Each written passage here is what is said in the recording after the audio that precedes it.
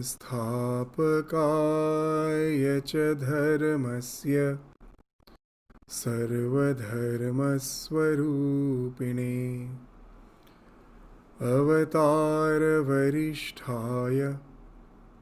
रामकृष्णाय ते नमः। वसुदेवसुतं देवं कंसचाणूरमर्दनं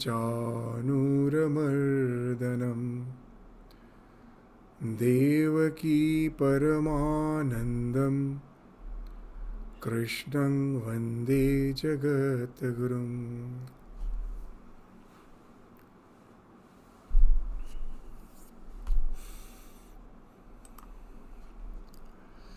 So in the last class we studied up till the 10th verse of the 9th chapter of Shrimad Bhagavad Gita. And from the 7th to the 10th verse we found that the idea which was elaborated is that it is the Lord and Lord alone who is permeating the entire creation, because He alone exists. The world is a projected reality from that ultimate reality, the Lord.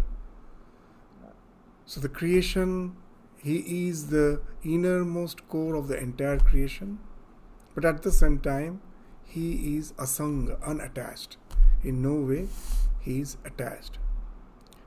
So after going through this section, now we will come to the next 4 verses, from the 11th to the 14th verse, which we will try to take up in today's class. This section deals with that when the Lord incarnates as a human being, most of us cannot recognize Him. Not only that, many even decries Him, and there are a few who recognize Him as the Lord who has incarnated in this world. For the well-being of the entire humanity, He has incarnated in the human form.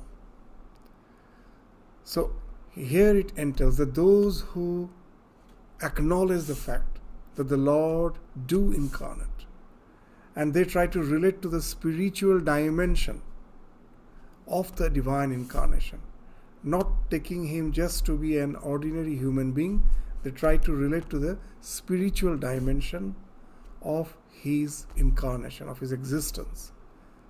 So they are the one who naturally develops all the Daivi Sampat. Very interesting, the entire chapter, the 16th chapter, will be an elaboration of this Asuri Sampat and Daivi Sampat.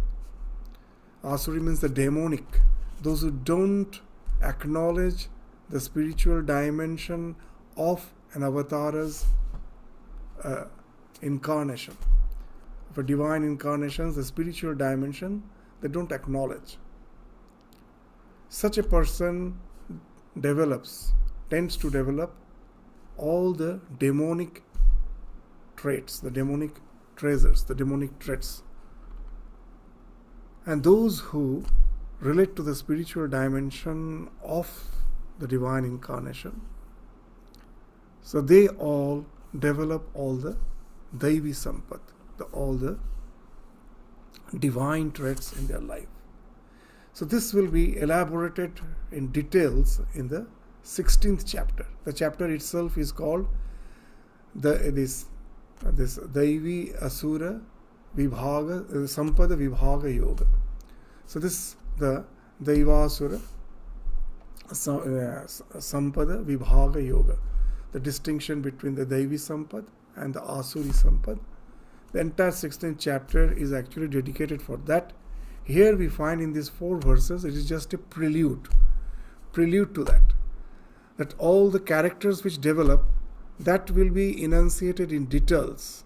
All the Asuri characters, all the divine characters, in details that will be elaborated in the 16th chapter. But the cause for that who develops, with what type of orientation, If we have a particular orientation in life, we develop all the Daivi Sampads, all the divine traits.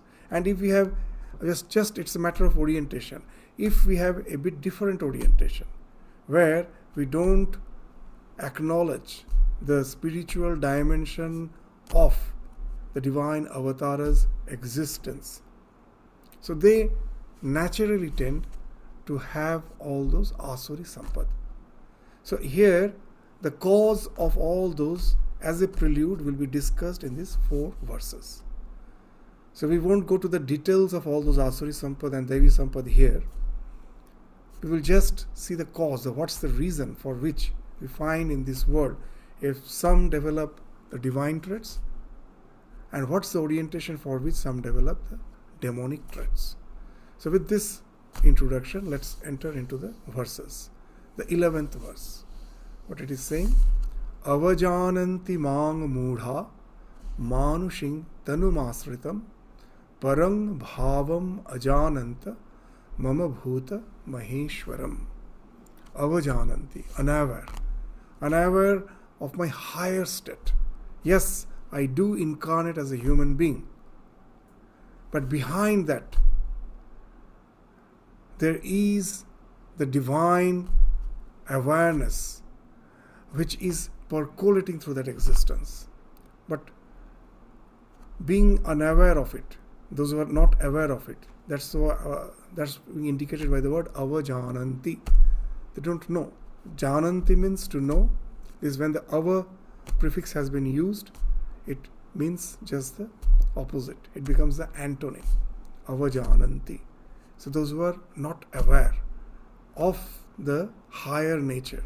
Mang means my, this higher nature, those who are not aware of that. So they are mudha. Mudha means they are deluded. Because of the delusion, they cannot relate to the spiritual dimension of their own existence as well of the spiritual, of the divine incarnation's existence. So they are the mudha. They are the one who are in delusion. So they cannot know. What they cannot know? This param bhavam ajanant. By this, that there is a higher state. What is just visible through the senses, beyond that, there is a higher state of my existence. Param bhavam. Param means supreme. Bhavam means the state. So this param bhavam ajananta. They are not aware of it. Mama bhuta maheshwaram. So this unaware, this great, that state that he is the great Lord of beings, Bhuta Maheshwara. He is, because he is the one from whom the entire creation has emanated. He is the one who is the creator, the sustainer. And in him, again, the entire creation merges. So he is the Maheshwara. Ishwara means the Lord. Maha Ishwara means the Lord of the Lords.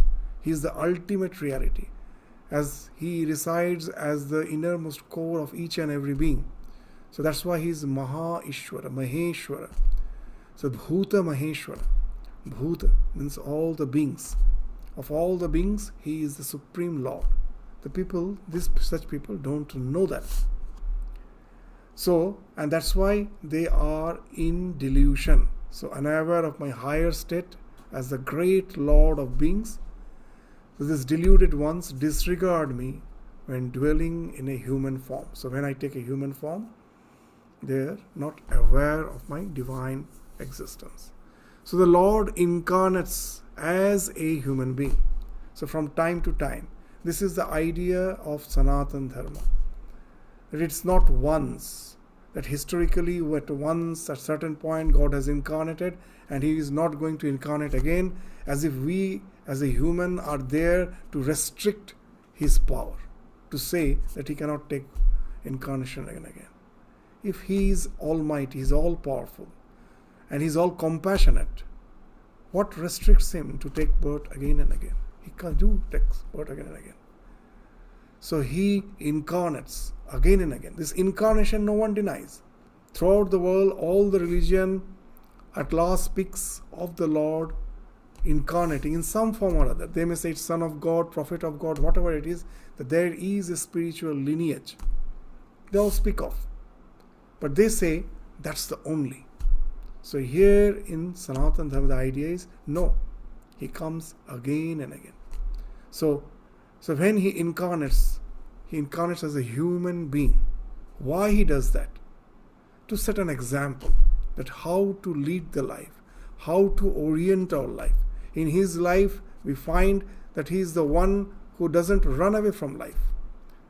There may be a time for which they have been in a retreat, but that retreat was not to run away, but just to get illumined, to show human being that yes, that retreat is required, not to run away from life, but again to come back with full transformation, with illumination, to face the so-called the challenges of life, getting equipped with that.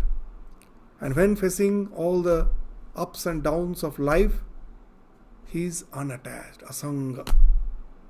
So this is the wonderful exemplification of all the avatars. If you just go through the life, that's the thing. That they as such have no selfish interest. Just out of unbound compassion, they are there to help out the humankind. And this as an example they set up for the succeeding generations, for thousands of years to follow. In the words of Sri Ramakrishna, that why God incarnates, this so that we can hold on to his lila and we can also reach the absolute. Very nicely, in a simple phrase, he used to say, Lila dhore nitya pocham. Lila dhore dhore nitya pocham. Just hold on to that Leela which can help us. He has shown us an example. Following that example, we can reach the absolute. So that's the purpose of his incarnation. But at the same time, we know even when he has incarnated, he is never forgetful about his own divine nature. So that he is the Bhuta Maheshwaram. He is the innermost core of each and every being. He is the Antaratma. But at the same time, he is Asanga. Nothing as such affects him. He knows he is that conscious principle. Everything else is a flow which in no way affects him. And that's the example he keeps in front of us. For that he has born. Now those who cannot relate to that, for them it is impossible for acknowledging the fact that there is a spiritual dimension of our existence. Impossible. They are quite happy with the sunset world and they think to be the be-all and end-all of their existence. As long as we don't acknowledge the fact that there is a spiritual dimension of our existence and we are happy with the sunset world, it is impossible to relate to the spiritual dimension of an avatar. It's impossible. And that thing we find even very nicely has been demonstrated, has been elucidated by Sri Ramakrishna with the help of some parables. So that's a very nice parable. What is this parable that you all are aware of? That a rich man asked his servant. He gave him a precious stone and asked him, please go to the market and meet the various shopkeepers and ask them what's the price they are going to give for this jewel. And this servant goes and meets this vegetable seller. He was just selling the vegetables, and he gives the jewel to him and just asks, what's the price you are going to give it for me? I will give it to you. So he examines it nicely and says that in front of him there were all the eggplants were there, the brinjals, the eggplants. He said, I will give you 9 brinjals. And now he started a bit bargaining. He said, just 9 brinjals? Why don't you just give me a better price? And then he said, I have this brinjal seller, this vegetable seller. He says, I have just mentioned the price which is higher than the market price. Well, if you give it for 9 brinjals, 9 eggplants, well and good. Otherwise, I don't need it. And then he goes back to the rich person, his own master, and the master says, after all, he's a brinjal seller. What he will know about the price of the jewel? Then he goes to a cloth merchant. He says, I will give you 1,000 rupees. 1,000, whatever it is. In Indian currency, it is rupees. 1,000 rupees I will give you. So he won't also raise the price even a single rupee beyond 1,000. He says, I have just told the price beyond the market price. And then at last, this rich man, this master, asks to go and ask the price to a jeweler. And the jeweler, seeing it, immediately he says, 100,000. That's, he knows the price. He knows the. So Sri Ramakrishna, by saying this, what he's saying? Only the jeweler knows the price of a jewel. So as is our worth, from that we can ascribe the worth to the other thing. Otherwise it is impossible to understand the worth of a divine incarnation. So this, we will find that even in the life of Sri Ramakrishna, there is a very nice incident. That when Sri Ramakrishna was living at that time, the news has spread that there is a Paramahansa staying in Dakshineshwar. And one day a person came and seeing someone in the garden. He thought him to be the gardener. He asked him, where is the Paramahansa? And the gardener pointed to the room where Sri Ramakrishna was staying. So he went there and he was waiting. And after a few moments, it's the gardener who came in the room. And then he realized it is the Ramakrishna himself was in the garden, and he took him to be a gardener. And then this person was surprised. He thought, I never thought it's you who are the Paramahansa. And the Ramakrishna's reply was wonderful. He said immediately, what do you think? A Paramahansa will grow 2 horns? He will look like an ordinary human being. There's no such external traits by which you can recognize so-called divine incarnation. So will a Paramahansa grow 2 horns? That's the thing. So he looks like a human being, but it is impossible for a man who is totally absorbed in the sensate pleasures of the life to recognize that. Now, why it happens? Psychological reason behind it. What is the psychological reason behind it? So unless we have some idea, the knowledge of anything, it is impossible to relate to that knowledge even when we are perceiving it. So unless there is a knowledge within, there cannot be knowledge without. To give an example, Swami Vivekananda is giving that nice example. That as there is an idea of stealing within us, that's why we can relate to some theft. A small child has no thief within. It is just crawling on the ground, and there is most probably a brick of gold, made of gold, is kept on the table. Someone comes, seeing none other than the small child, picks up the gold and runs away. Will that small infant ever realize a theft has happened? No, because there is no thief. He is yet innocent. He does have no idea. So whatever ideas we have within, then only we can relate. Otherwise we cannot relate. So he can never relate that the theft has happened. Swami Vivekananda gives another very nice example. This is the thing we have to inculcate in our life. These examples are wonderful. Swamiji in one place is saying that, do you know that most of the people by default, we all by default see fault in others. To see goodness in others is almost impossible. And the reason he's giving is wonderful. He says, you know why? Because all our weaknesses by default are common in all of us. The weakness which you have, I also have, you have, entire humanity have. So very easily we can relate to that. But the goodness, that is very unique. I have developed, cultured that goodness within me by my own effort, by my own sanskara. I have developed. That is not common to the entire humanity. So that is not noticed. As simple as that. Just this is very important. Why is it important? When we are discussing the concept of avatara here, but see this idea, how it is related? that what is within me, that only I see without. If something is not within me, it is impossible to relate to it even when it is in front of me. So what's your awareness is, that's very important.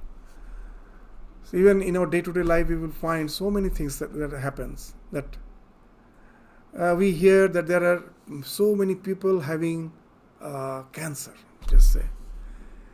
Very interesting. We don't see around this cancer patient, but suddenly in our family someone has cancer, or a person himself develops cancer, and then he becomes aware. You will find he goes and he will find that so many, all because the moment he becomes aware of it, he starts seeing it outside.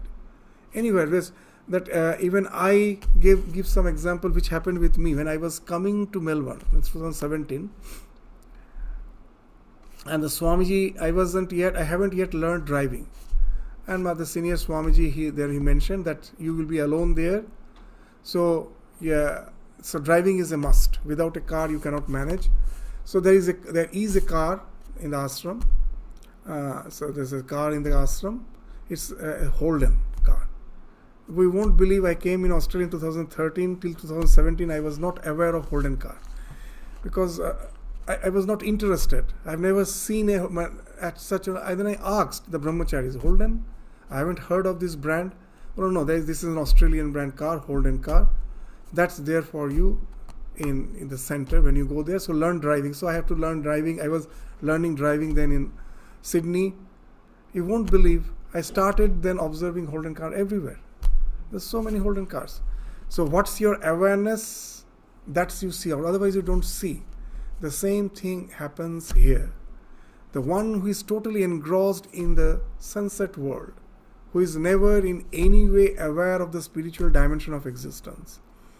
So how can he relate to a divine incarnation, a spiritual man? When Sri Ramakrishna was there in Dakshineshwar, all the temple priests, the officials of the Dakshineshwar temple, they all thought him to be a mad person. It was only the seekers, those who really have that seeking for the divinity, that aspiration. Keshav Chandra Sen, all the so-called this illuminaries of the Bengal, they knew his worth. They started coming. Till they came, he was thought to be a madcap. As an ordinary Brahmin, somehow has lost his mind. That's what they thought. If you read his life, you will find. And it is the one who were really aspiring for spirituality, they came and recognized. So that's the idea here.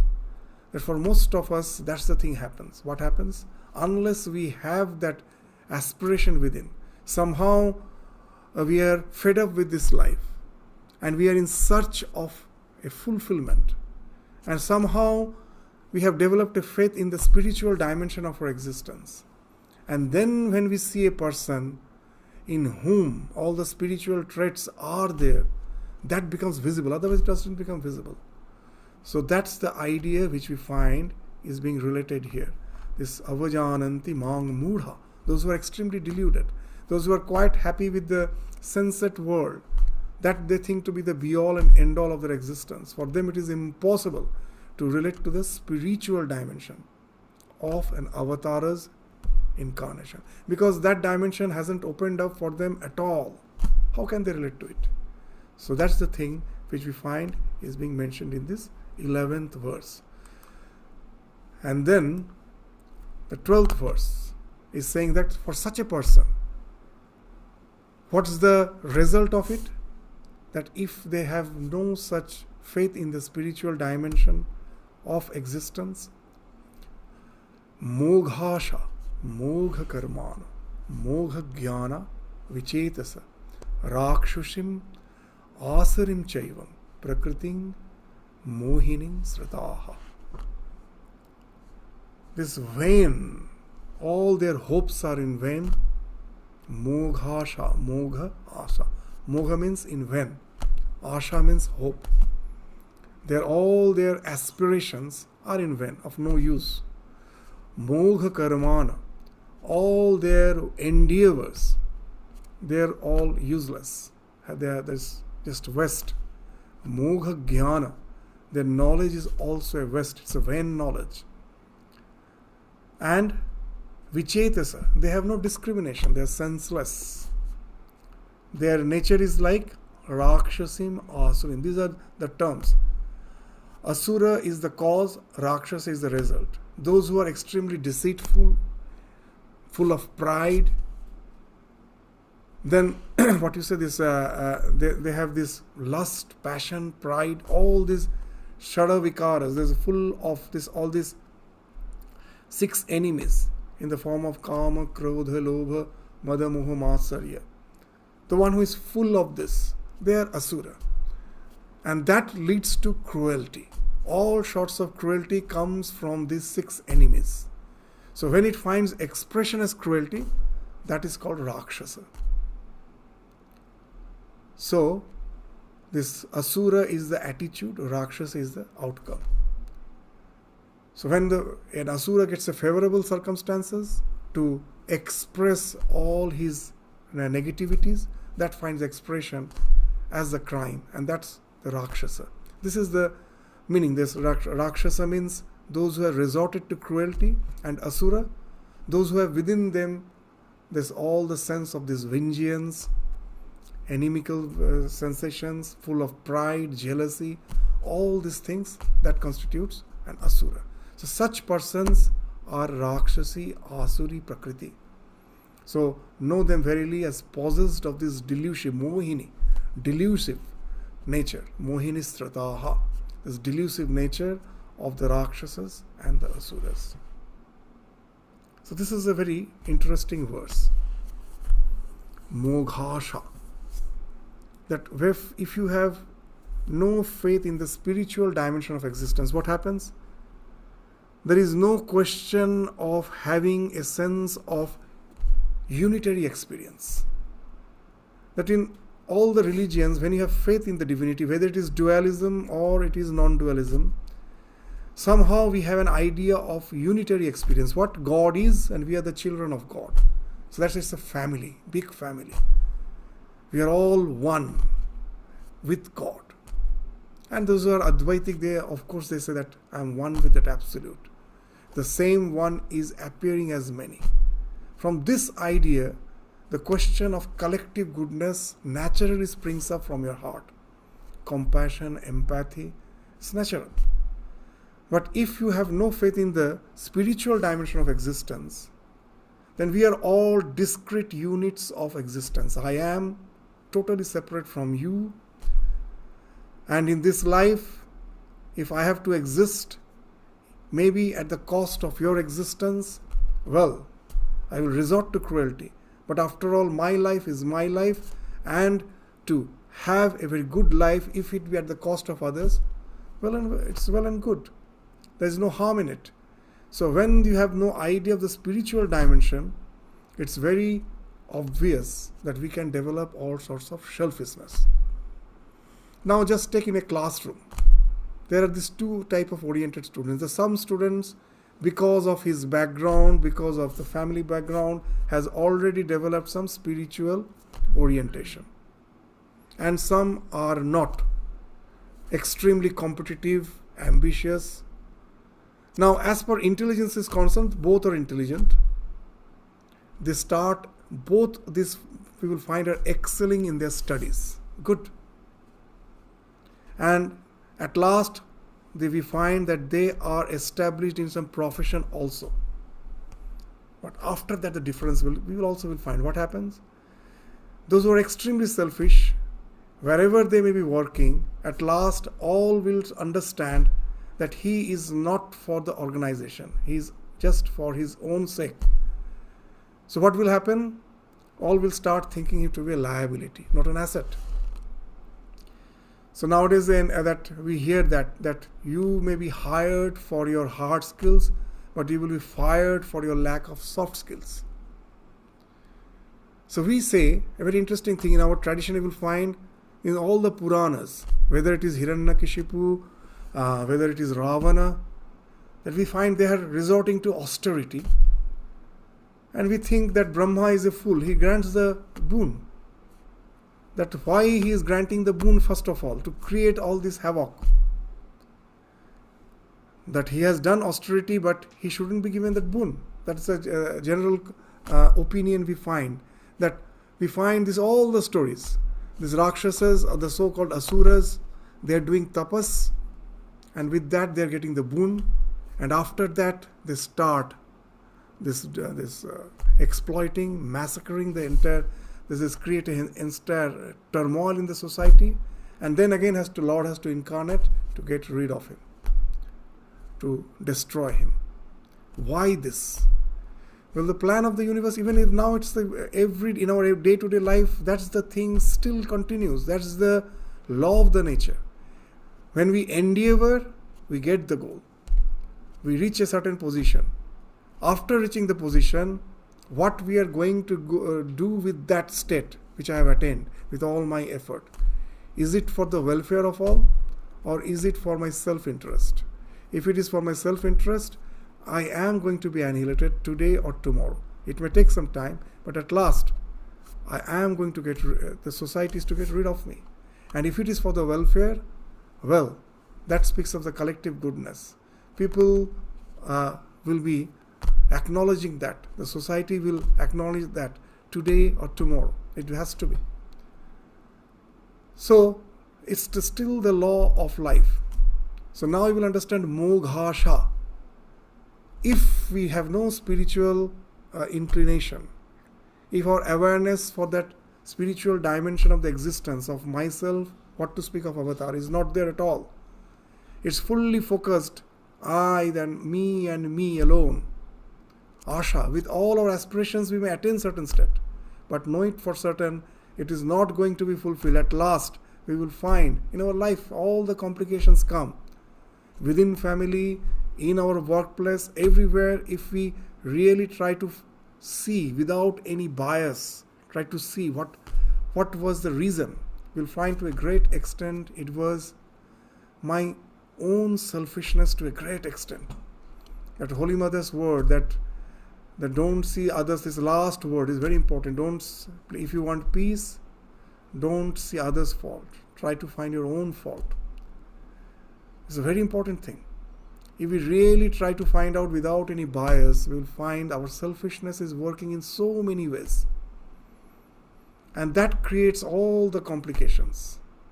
We think that we are doing quite well, we are flourishing, an organization is flourishing, and wherever we are working, everything is flourishing, and suddenly we find that certain complications develop. And whenever the complications develop, you will find what? Somehow we forgot the welfare of the entire community, entire organization. Ego started working somewhere. The ego fight comes. Somewhere you will find. And that speaks again of the selfishness. So what happens? All the asha, with which aspirations, I was doing good, everything we were doing good, and suddenly it falls flat. So, unless we are always aware of the spiritual dimension of the existence, we think that it is, after all, we are just an instrument in the hand of the divine. It is the Lord who is working through me, and don't allow the ego to develop. And then we try to just go on with all our activities, being aware of the spiritual dimension of existence, and that way we are interconnecting with all. Then our aspirations can lead to fulfillment. Otherwise, in spite of all the growth, again we will find that we have taken a steep downfall. It happens in all the field of life. So that's why they are saying that those who have no faith in the spiritual dimension of existence of the Lord, their asha, their aspirations are moghasha, or vain. And then there's next is mogha karmana. All their actions are also vain. Why? Just see that so much aspiration has gone beyond all your this to achieve a particular goal. So much aspiration was there, so much endeavor was there. At last you don't attain it. You find that you couldn't attain the goal. It led to your total destruction, disintegration. So all this karma is waste. That example which we give, that in this life orientation is very important. How much effort we are giving that may be the same. The one who has no spiritual inclination, the effort in his life, what he is giving, and the one who has a spiritual inclination, the effort in the life he is giving, as per the effort is concerned, both are giving same effort. Same effort. But as there is a difference in the orientation, that makes the difference.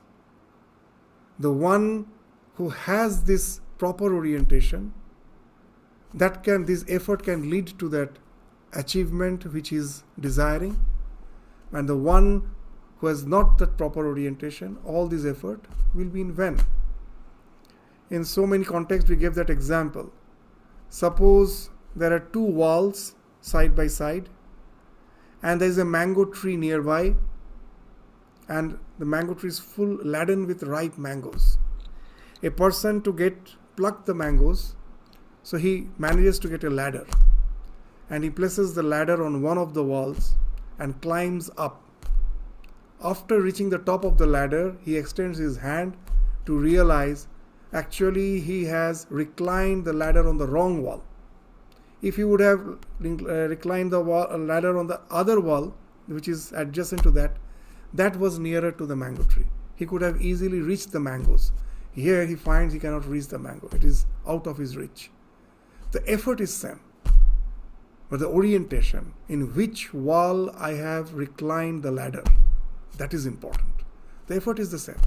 So here also, as my orientation was not proper, I find mogha karman, all this effort, this rising the ladder, in both the cases, same effort. But one won't allow you to, you will find that you cannot reach the mangoes, for the other you can. So what it speaks of, this is unless you have proper orientation, mogha karma, all your actions of no use. At last you will find that your life has become an advertisement. Others think you are a very established person, wealth, position. But inside your family, inside your life, you find it's turmoil. There is no peace. At last we find in our life everything becomes an advertisement. Subjectively it's full of suffering. Why? That moghasha, this mogha karma, all these actions, whatever I have attained, that just becomes an advertisement. It has actually not given me any fulfillment. So it's mogha karma, mogha jnana. This next. That knowledge, why it is mogha jnana? As long as we use the knowledge just for our accruing wealth, power, position in life. In the words of Ramakrishna, chal kola badha vidya. That when he was as a small child, he had a keen power of observation. He saw with all the learning that it's a common thing. By default, all the children in the village are supposed to go to it's a mandatory, they have to go to the school. In those days they were called Pathshala. And Sri Ramakrishna was highly aversive. As a small boy, he didn't like to go to school. And when the parents used to insist, and he used to say, I have no interest for this chal, kola, badha, vidya. In Bengali that is. In the olden days, the priests, whenever they used to go to do some ceremonies at someone's house, or maybe read the Bhagavatam, go and just recite the Bhagavatam, or do some rituals, whatever it may be. After all, what was their intention? That after the puja, after the patha recital, they will give me some cloth to tie all the the vegetables and all the rice, all these things I will get, and with that cloth I will tie. So that cloth and this chal means the rice, the kola means all the fruits and the vegetables. These are the things I gain.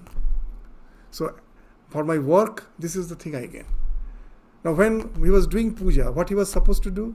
To relate to the spiritual dimension of his existence, isn't it? He may be doing puja at someone's house, but after all, what he is doing? He is trying to invoke the divine, avahana, invoke the divine, feel the presence of the divine. But all those things has become meaningless. He is just repeating the mantras without any feeling. It is just something mechanical. In his mind only one thing is there, that at last I have to get all these material things. And for that, this education, all I studied was for that. So it is a bread-winning education. And that's why Sri Ramakrishna said, I don't want that education. Why? With that education, at last what will happen? I will become like a vulture. These are Ramakrishna's words are so powerful. Simple words, very powerful. That vulture soars very high up in the sky, but its total attention, focus is on carrion, rotten flesh, in some dungeon. In some dungeon, some rotten flesh is there, it is just rotting there, that's its food. It soars very high up in the sky, but its total focus is on some carrion in a dungeon. So all our education at last makes us so selfish. We are soaring very high up in the sky, but it doesn't reflect through our life. With all the big words we may say, at last people don't believe us. In every field of life, we'll find in the present day also. That when the politicians are giving speech, sometimes we find it is all aggrandizement. It has nothing to do with the reality. It's just propaganda. Why this feeling comes? Because all their capacity to speak nicely, they have gathered through the education. All the knowledge which they have is the education. But at last, it is just for their self-aggrandizement. In all the fields you will find. And we lose faith on that person. That example of that vulture you just keep in mind. So what has happened? This knowledge is of no use. Neither for my spiritual gain, nor for the welfare of the society. Neither for Abhyudaya, nor for Nishreyasa. So this knowledge hasn't been internalized. That's why Swamiji, when he saw Ramakrishna, that's the idea he got. That real education is the nervous association of ideas. That it should be internalized. What does it mean? Just the example which has been given in Bhagavad Gita. This kurmangani va sarvasha. That when I see for us, the so-called the world of the senses draws out our senses. We just get drawn towards it. But a sthita pragya purusha, what happens?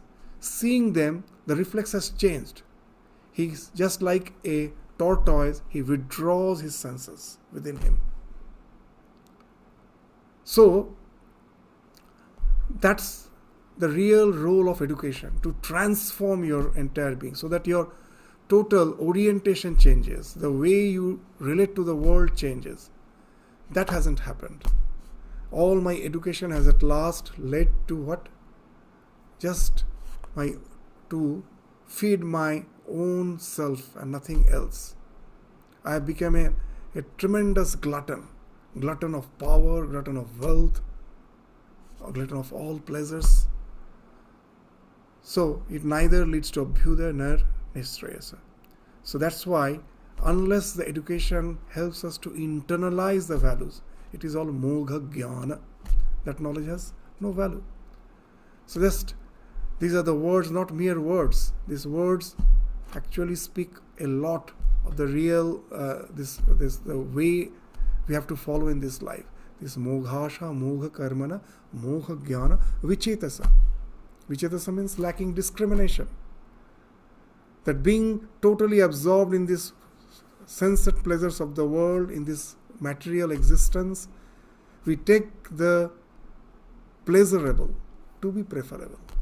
As very nicely in Kathopanishad it has been mentioned, that what is that who is a deluded one? Who takes this prayer to be Shreya. That we always get confused with this Shreya and prayer. Shreya means the thing which is desirable, preferable, which will lead to the ultimate fulfillment. That is Shreya. And prayer is all the things which are pleasurable. So we always confuse this prayer to be the Shreya. Why? Because we lack discrimination. So the Shreyascha prayascha manushyam etat tau samparitya vivinikta dhira. The one who is dhira, who is discriminating, he can always discriminate these two and take the path of Shreya and live out the prayer. But others are all vichetasa. We just get carried away by the temptations of life. We lack discrimination. And naturally after that, this Rakshasim Asurim. So with this type of nature, naturally, when I am so much self-possessed, then cruelty is something which is naturally it follows. The more intense is our desire, the more intense is our hatred. Whenever there is an obstruction to the desire, the hatred will come. From kama, krodha comes, and krodha leads to all cruelty. So the more we are self-possessed, the more this Rakshashi and Asuri Prakriti, that will manifest to us, right? So this to relate to the spiritual dimension of life is that important, where Bhagavan is trying to highlight through these two verses. That if we don't have at all this this awareness of the spiritual dimension of my existence, which doesn't allow me to relate to the spiritual dimension of an avatar. For me, the sequence of this Moghasha, Mogha Karmana, Magha Jnana, Vichetesa leads me to be a person who can be, though he is looking like a human being, actually he is Asura. Or he may lead to, this Asuri Pravritti can lead to crime. He can become a serial killer. That is Rakshasa. So that's the thing which he is indicating through this fact. This the one who is deluded. They don't recognize the spiritual dimension of existence, and this is the result. We find that when is their hope, when is their work, when is their knowledge, and they are senseless. They are totally without discrimination. They verily are possessed by this delusive nature of the Rakshasas and Asuras. So after saying this in the 11th and 12th verse, that the Rakshas is the prelude to the Asuri, this Asuri Sampad. This is the prelude to that. That because of this lack of this orientation, spiritual orientation, we tend to develop this Rakshasi and Asuri, or these pravrittis. And now in the next two verse, they're just the opposite. Those who have orientation, that spiritual orientation, they tend to develop the divine attributes, the divine traits, this Daivi Sampad, that will be spoken of in the 13th and in the 14th verse. So what's the 13th verse? Let us study the 13th verse. Mahatmanastu mang partha daiving prakritim asritaha bhajanti ananya manaso gyatva bhutadim avyayam. Bhajanti ananya manaso gyatva bhutadim avyayam. Mahatmanastu mang partha daiving prakritim asrita. Who have this Daivi Prakriti? Daivi means divine, Prakriti, traits, nature. So who has this? They are the ones who are the great soul, the Mahatma. We all have the idea that I have a soul. Even the one who doesn't believe in spirituality, he has the idea of his own identity centered around this body-mind complex. Atma means something within. Who is the Mahatma? Who has the idea that the self in me is the self in all. He's the Mahatma, he's the great soul one. He can relate to the entire existence through this idea of empathy, compassion. So he is a Mahatma. So this is great soul one. They are the one who is having all this Daivi Prakriti. Who? Those who are aware of the spiritual dimension of the Avatara. And he worships him. Bhajanti ananya manasa. Without any means, in whatever they are doing in their life, they are always aware of the fact that the Lord is, I am just an instrument in their hand. So it doesn't mean that he has bhajana means doesn't mean that he has just renounced all the activities and sitting with closed eyes. No. Whatever activities he is doing, his bhajana is going on. Because he is always aware of the fact, I am just an instrument in the hand of the divine. And he has resigned to the divine. Through all his activities, he is always aware of the divine. So such a person is ananya. Otherwise I cannot be. Ananya means single focused. Ananya. Anya means others. An is a negation. That others have all other things other distractions has fallen off. I am one-pointedly devoted to the Lord. I may be doing varied of activities. Outwardly it may look I am so much distracted. But in my mind I know it is the Lord who is working through me. In the words of Swami Ramakrishnananda, I am just a pen in the hand of the author. It is he who is writing the book. It is he who is having this vast literature. The pen cannot claim that I have written the book. He is just a pen in the hand of the author. So such a person who is always aware of the divine working through him, he alone can be this bhajanti ananya manaso. Otherwise it's not possible. This ananya manaso. With a single focus, he is doing that bhajana. And then gyatva bhutadim avyayam. That knowing me, that from the entire this existence, beyond the entire existence, I am the one who is the source behind the entire existence. And I am the one who is avyaya, undecaying existence. He is the only truth, avyaya, that which never decays. That was, that is, that will be, and that also in the same form, without any change, without any transformation. This all the shada vikara is denied in him. That's the idea of avyaya. So that reality which is always there as the core of our being, as the core behind the entire existence, being aware of that and being always aware of the fact that we are all just as if an instrument of the divine principle working, the divine principle working through us. Then he can be constantly doing that bhajana, this constant worship. The life becomes a worship, one-pointed worship. So for whom? For such great souled ones. So the great souled ones, O Partha, O Arjuna, this possessed of the divine prakriti, this knowing me to be the origin of beings, this bhutadim of vyayam, and immutable. This bhuta adi is origin of the bhutas, and avyaya, immutable. So this bhutadim avyayam, this means two meanings are there. Bhuta adi. Bhuta adi means the origin of all the bhutas. So he is the origin of all the entire existence, sentient and ancient, he is the origin. And avyaya, the immutable one, the one who is never who can never be destroyed, who was, who is, who will be. So he worships me as the bhuta adi and as the avyaya with single-minded devotion. They all get possessed with this divine qualities. All this Devi Prakritim Asrita. So all this Devi Prakriti, we are not going to the details. There are 26 such Devi Prakritis that will be enumerated in the first 3 verses of the 16th chapter. So there we will be enumerating them one by one. Here he is just giving that idea that how they manifest. Those who have this orientation, that they can recognize the spiritual dimension of an avatara's existence. They develop all this Devi Prakriti, the Asrita, this all the Devi Prakriti, this as if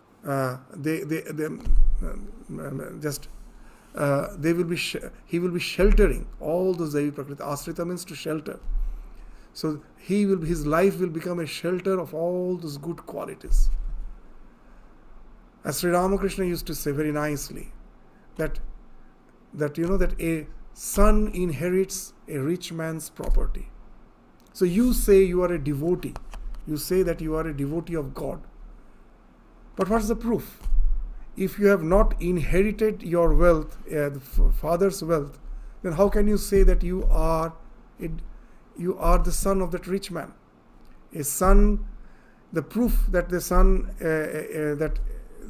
is the son of a rich man is he inherits the wealth. So Sri Ramakrishna says, unless all those divine traits finds expression through your life, how can you say that you are a son of God? You cannot say. So those divine traits must find expression through your life. So the same meaning is here, that once I acknowledge the spiritual dimension of the avatara's existence, which I inherit, they are bound to find expression through my life. I also become full with all those Daivi Sampad. So that's the idea is spoken of in the 13th verse. And in the 14th verse, what says that what's the such a person, how he behaves in this life, such a person. Those is full of this Daivi Sampat. What they will do, the 14th verse, Satatang Kirtayanto Mam Yatantascha Drida Vrata Namasyantascha Mang Bhaktya Nitya Yukta Upasate. Glorifying me. They will do Kirtana. They will always glorify me. Satatang Kirtayanto Mam. And Yatantascha, striving with firm resolve. They have a firm resolve with which they will be endeavoring to attain all those divine qualities. And Namasyantascha, will be bowing down to me in devotion. And such a bhakta, whatever, he is always, by doing kirtana, by trying to, having the firm resolve to endeavor and bowing down to me, he is always Nitya Yukta. He is always in touch with me, he is associated with me, he is always in remembering me, he never forgets me, he is always steadfast in his worshipping, in his worship, he worships me with steadfastness. That's the idea of this Nitya Yukta Upasate. So what's the idea? So when I have become aware of the spiritual dimension of an avatar's existence, then that life inspires me. What inspires me, that's the thing I will be constantly culturing. Kirtana means what? Not only singing loudly. Even when I am mentally, I am thinking of all those divine qualities. Then that becomes this a part of this next to Kirtana is Smarana. I am remembering. Kirtana leads to Smarana. So this out of inspiration, when I am awestruck by some larger than life, some figures, the life of Rama, the life of Krishna, of all these avatars, Buddha. So when you get awestruck that how can a person in a human form can with this just have this type of life, where we find that all these incidences of life, their calmness, their detachment, their compassion, all those things inspires us, and that make us constantly to culture them. That is Kirtana. And keeping that in mind, when I am endeavoring to attain that, that becomes this Yati means to try, to endeavor. Yatantascha. I also endeavor. That as Swami Vivekananda, that word, when we are studying this word Yatanta, it reminds me of that Swami Vivekananda's word. That when a brahmachari approached him to say that, please prepare a guideline for us, following which we can also become perfect like you. And Swamiji is saying that whatever has to be done in life, we have done more than that. You just go on scribbling over it. In Bengali, that word is very interesting. Degeja. Jibone ja korar tar dher beshi korechi. That whatever has to be done in the life, we have done more than that. Tora shudhu degeja. Why you are asking for guideline? Just follow our life, and it is degejawa. This is the word in Bengali even now we don't use. In the olden days, they used to, in Swamiji's time, they used to use. But the way we learn writing, that's degejawa. In any place in the world, anywhere you go, when the small child learns writing, how he learns? The parent or the teacher will first write the alphabets or the numerals, and then will ask the child to scribble over that. That is called degejao, to just mark over that. And that's how we have all learned writing, by scribbling over the already written alphabets. So we have written, Swamiji is saying, I have written the alphabets of life. More than that has to be done, we have done. Just go over, scribbling over that. So when you do kirtana, when you are already inspired, that enables you to scribble over all the things they have written on the life. And that becomes your, that makes you yati. You are endeavoring. That's how you will learn. And in short and in time, you will find just the way the child learns this writing. Here also we find that we have learned the skills of life. Our life has transformed, an inner transformation has came. And then a sense of gratitude will come. The one who have inspired me, being inspired, he has enabled me to endeavor as per the ideals which he has kept in front of me, and that endeavor has changed me. And naturally, this bowing down is the thing which is an expression of gratitude, nothing else. So he's full of gratitude that, Lord, being this pole star of my life has changed. I've totally transformed. So that's why this namasyantascha is out of these bows, out of this sense of gratitude. So that's the one who is always, through all these acts, is always associated with me. He is always worshipping me. Always he is in the touch of the divine, in the presence of the divine. And they are the one who develops the Devi Sampat. So this prelude to this, that what type of orientation leads to this Devi and Asuri Sampat, in these 4 verses, Bhagavan describes so nicely. And then again he will take up in the 16th chapter, much later. Now we are just in the 9th chapter, to enumerate all those Devi and Asuri Sampats, all those traits. He will enumerate them in the 16th chapter. So with this, we stop our discussion today. So the next Sunday, we won't have the class, because on Saturday evening we have this cultural event in our Oakley Hall, and so next day morning it's all the same people who will be attending there. Naturally, it's not possible for you to again come in the class. So the next Sunday morning class, we keep it cancelled, and it will continue again from the following Sunday. So with this, we stop our discussion today. Thank you all. Namaskar.